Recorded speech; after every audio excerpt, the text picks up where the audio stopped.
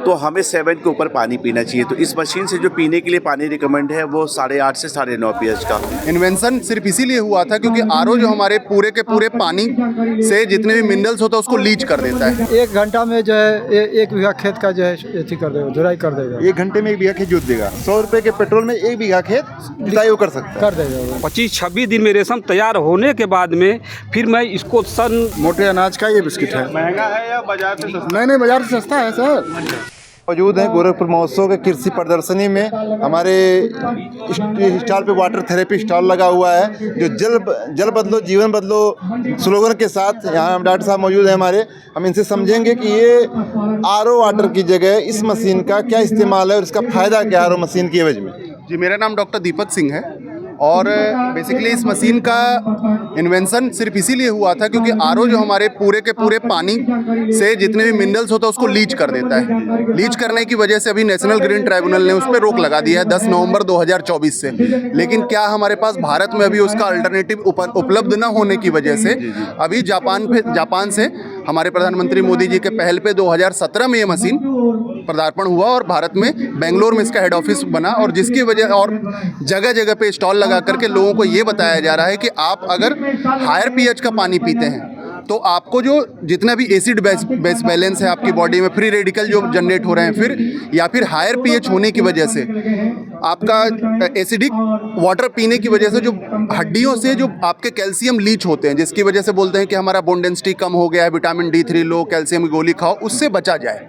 तो इस पर्पज़ से हमारा लीवर किडनी पे जो लोड आता है वो काफ़ी कुछ हद तक बचता है। इस वाटर मशीन के बारे में आप बताएंगे वो वाटर को प्यूरीफायर कैसे करता है? बेसिकली मैं बीच में इंटरप्ट कर रहा था, ये मशीन जो है वाटर प्यूरिफिकेशन नहीं करता। जी। ये इस पानी को आपका सिर्फ आयनाइज करता है जिसमें कि H+ आयन को एक तरफ ब्रेक करता है। इलेक्ट्रोलिसिस प्रोसेस होती है, इसमें 2 प्लेटिनम प्लेट्स लगे होते हैं। प्लेटिनम प्लेट्स में 1 लाख वोल्ट का पोटेंशियल डिफरेंस होता है जिससे जैसे ही पानी गुजरता है तो पानी ब्रेक होता है H+ आयन में OH- आयन में। OH- आयन की वजह से ये जो आपका पीएच का वैल्यू दिख रहा है 9.5 pH के आसपास का पानी हमारी बॉडी में जाता है और हमारे ब्लड का पीएच 7.5 होता है। और जितना भी हम अनाज खाते हैं, आज अगर कृषि महोत्सव की बात करें तो कृषि महोत्सव में हम ऑर्गेनिक की बात कर रहे हैं, मिलेट्स की बात कर रहे हैं, मोटे अनाज की, वो सब एल्कलाइन होते हैं। लेकिन क्या हम वो अफोर्ड कर पा रहे हैं? क्या वो सस्ते हैं इतने कि जो हम अपने जेब से ले सकें? तो कम से कम जो हम 70% हमारा जो शरीर है 70% पानी का बना है, इसीलिए जल बदल लीजिए अगर 70% जीवन बदल जाएगा। तो जीवन बदल जाएगा। ये कॉन्सेप्ट है सर इस मशीन का और ये इलेक्ट्रोलिसिस बेस्ड है, ये प्यूरिफायर नहीं सर। जो पानी डायरेक्ट नल के द्वारा निकलता है या उसके वो पानी अनहेल्दी था? अनहेल्दी था क्यों? क्योंकि हाँ, आप क्वेश्चन पूछें प्लीज। वो पानी अनहेल्दी था, संस्थाओं के द्वारा बताया गया, उसकी जांच करने होती है, पानी अनहेल्दी है शरीर के लिए। उसके एवज में वाटर प्यूरीफायर आया, आरओ मशीनें आई, घर घर में आरओ मशीनें लगी। अब आती कि आरओ मशीन की पानी भी पीने लायक नहीं है, वही पानी खराब होती है। अब सर उसके एवज में इन मशीनों का बेसिकली क्या होता है, जैसे जैसे साइंस का डेवलपमेंट होता है तो उस समय हम बैलगाड़ी से निकल करके साइकिल पे आए, साइकिल से निकल के बाइक पे आए और बाइक से निकल के आज हम हवाई जहाज पे जा रहे हैं। तो जैसे जैसे टेक्नोलॉजी आम होती जाएगी वैसे वैसे ही तो हम किसी की बात करेंगे ना कि हाँ एनहांसमेंट हुआ है पीछे से, आप अगर इसको अपनाएंगे तो और ज़्यादा सही होगा।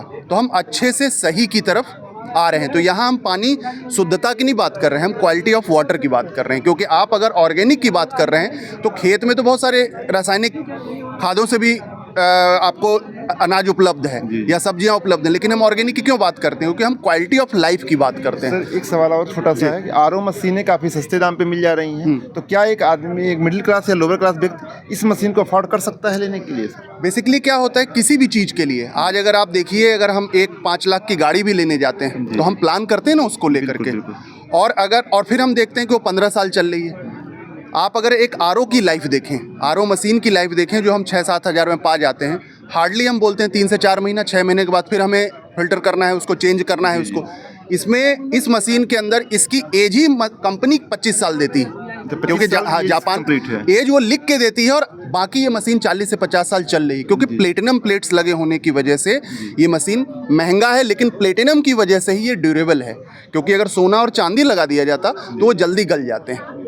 मतलब ये हर व्यक्ति अपने घर में लगा सकता है, लेकिन अभी थोड़ा कॉस्टली है ये मशीन। नई टेक्नोलॉजी है, टेक्नोलॉजी नहीं है, भारत के अंदर नहीं है। बुलेट ट्रेन एक समय जिस समय हवाई जहाज भारत में इतने नहीं थे तो उस समय सबके लिए महंगा था। आज लगभग आपके गोरखपुर से पता नहीं कितने की फ्लाइट्स जा रही हैं। ये जो कलर है पीएच का, ये स्प्राइट का है, ये बॉटल वाटर का है, ये भी एक बॉटल वाटर का ही है जो आपको इससे बेहतर है।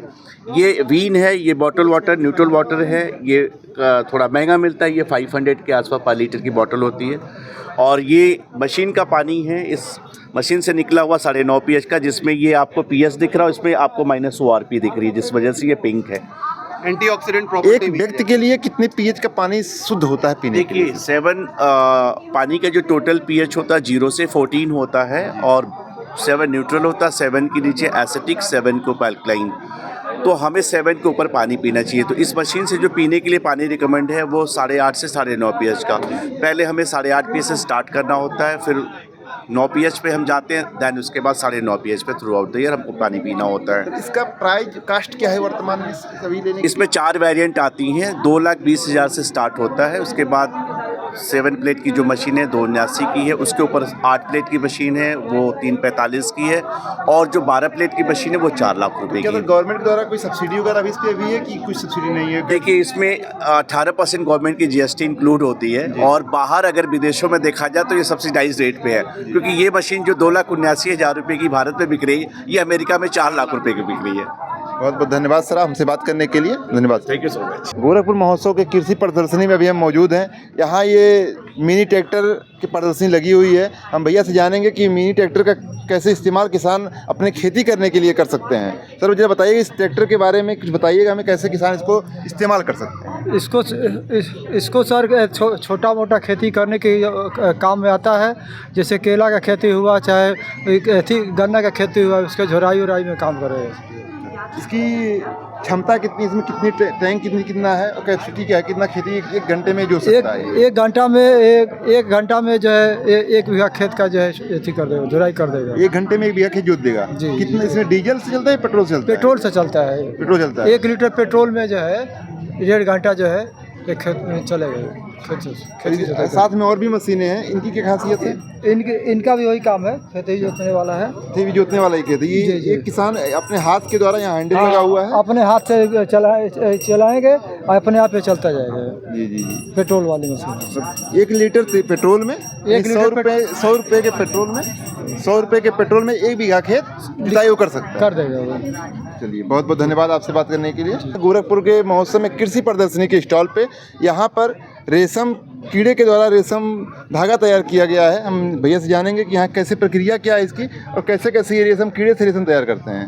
जरा आप बताइएगा कि ये रेशम कीड़े से क्या प्रक्रिया, कैसे धागा बनता है? जी जी, ये पहले सर्वप्रथम मैं ये अंडे से मैं वो रेशम कर वो शहतूत पत्ती का वो करते हैं मलबरी प्लांट से। मलबरी प्लांट से करने के बाद में ये कीड़ा मेरा तैयार हो जाता है। 25-26 दिन में रेशम मेरा तैयार होता है। 25-26 दिन में रेशम तैयार होने के बाद में फिर मैं इसको सन या ड्रायर मशीन से सुखा देते हैं। सुखाने के बाद में ये धागाकरण का कार्यक्रम व्यापारियों द्वारा अपना वो करते हैं।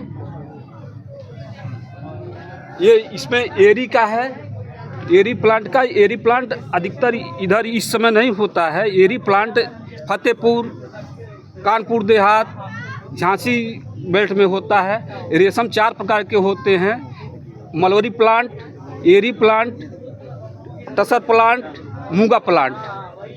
ये चार तरह के रेशम होते हैं। बहुत धन्यवाद आपका। इस चरखे के माध्यम से ये तैयार किया जाता है। चरखे के माध्यम से ये धागा तैयार किया जाता है, निकाली जाती है। चरखे के माध्यम से धागा निकाली जाती है। इसका उत्पादन मुख्यतः किस क्षेत्रों में होता है? ये जो हमारी सेंटरें हैं गोरखपुर में, कुसमी, ये विनोद वन के पास, वहाँ से 40 एकड़ में कार्यक्रम होता है। किया जा रहा है। जी जी जी जी जी। बहुत बहुत धन्यवाद आपसे बात करने के लिए। धन्यवाद सर। ये सर मिलेट्स का स्टॉल है। मिलेट्स का स्टॉल है। मोटे अनाज। हाँ। आपके पास क्या क्या उपलब्ध है मोटे अनाज? मोटे अनाज में अभी तक जो जनता है वो नॉर्मल चीजें खाती आ रही है, चाहे वो ब्रिटानिया का हाँ, तो बिस्किट भी है मोटे अनाज का। दिखाइए। मोटे क्या है वो? अनाज, देखिए मोटे अनाज का ये बिस्किट है। महंगा है या बाजार से सस्ता? नहीं, बाजार से सस्ता है सर। सब 100 रुपये के आसपास के हैं, ऐसा कुछ नहीं महंगा है। जैसे यहाँ रागी है, कंगनी है, मड़ुआ है, सावा है, कोदो है, ज्वार है, बाजरा है। और आज के डेट में जो लोग पहले हम लोग की उम्र हो गई है, पहले जो लोग मोटा अनाज खाते थे तो लोग कहते थे ये मोटा अनाज खाता है, माने उनको हीन भावना से देखा जाता था, उनको कम आंका जाता। आज जो लोग मोटा अनाज खाते हैं उनको स्टैंडर्ड लोगों में गिना जाता है। तो जो चीज़ जितनी मोटी और तो क्या कारण था कि अभी कुछ साल पहले तक प्रधानमंत्री मोदी ने अभी शुरू किया कि मोटे अनाज बांटे जाए मिड डे मील में, या फिर जो राशन बांटे जाते हैं उसमें मिलेट्स बांटे जाए। जी। लेकिन इसके पहले ये विलुप्त होता जा रहा है। देखिए क्या हुआ, जब सरकार जो आती है किस विषय को वो लीड कराना चाह रहे हैं, तो माननीय प्रधानमंत्री और माननीय मुख्यमंत्री जी, ये दोनों लोग ज़मीन से जुड़े लोग हैं और स्वास्थ्य के प्रति दोनों बहुत सचेत भी हैं। आप देखे होंगे तमाम लोगों को कोविड और तमाम बीमारियां हुई, लेकिन प्रधानमंत्री बचे रहे और मुख्यमंत्री भी कोविड जैसी बीमारी में भी अपना काम करते रहे। तो वो जानते हैं कि क्या खाने से हम स्वस्थ रहेंगे और क्या हमारे किसानों के लिए कौन सी चीज़ ऐसी उत्पादित करें जिससे उनका आय दुगुना कर दे। सर आपके स्टॉल पे कौन कौन सी चीज़ें हैं बताइए, ताकि लोग खरीदने आ सकें। और कब तक ये स्टॉल चलता रहे? ये स्टॉल तो चलेगा 16 तक। 16 तक। क्या क्या है आपके पास? और मोटे अनाज में सब कुछ है ही, और भी चीज़ें हैं जो आप। मोटे अनाज में क्या क्या है? मोटे अनाज में सावा है, कोदो है, मड़ुआ है, कंगनी है, रागी है, ज्वार है, बाजरा है और दाल है, सब तरह की दालें हैं। तो ये सारी चीज़ें हैं कि सरकार ने और यहाँ के प्रशासन ने इसको फ्रंट की जगह पीछे दे दी। इसको चाहिए था फ्रंट पे, ताकि नौजवान भी इसके तरफ आते। बहुत बहुत धन्यवाद, नमस्कार। ठीक है, नमस्कार।